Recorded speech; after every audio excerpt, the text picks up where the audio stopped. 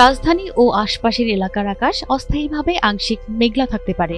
আবহাওয়া অধিদপ্তর জানিয়েছে 13 অক্টোবর সোমবার সকাল 7টা থেকে পরবর্তী 6 ঘন্টার মধ্যে ঢাকায় বৃষ্টি হওয়ার সম্ভাবনা নেই। আবহাওয়া সাধারণত শুষ্ক থাকতে পারে। আবহাওয়া অফিস জানিয়েছে এ সময় উত্তর ও উত্তর পশ্চিম দিক থেকে ঘন্টায় 5 থেকে 10 কিলোমিটার বেগে বাতাস প্রবাহিত হতে পারে। দিনের তাপমাত্রা প্রায় অপরিবর্তিত থাকবে। পূর্বাভাসের তথ্য অনুযায়ী আজ সকাল 6টায় রাজধানীর তাপমাত্রা ছিল 24.4 ডিগ্রি সেলসিয়াস এবং বাতাসের আর্দ্রতার পরিমাণ 93%। গত 24 ঘন্টায় কোনো বৃষ্টিপাত রেকর্ড করা হয়নি। ডাবল ধামাকা অফার, ওয়ালটন ট্যাবলেট পাওয়া যাচ্ছে নতুন ছাড়কৃত মূল্যে। এদিকে রোববার রাতে আবহাওয়া অফিস জানিয়েছে সোমবার সন্ধ্যা 6টার মধ্যে চট্টগ্রাম ও সিলেট বিভাগের 2-1 জায়গায় অস্থায়ীভাবে দমকা হাওয়া সহ হালকা থেকে মাঝারি ধরনের বৃষ্টি অথবা বজ্রসহ বৃষ্টি হতে পারে।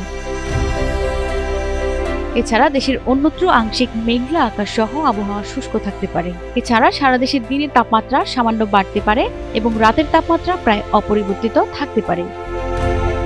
সরকার, এনটিভি অনলাইন।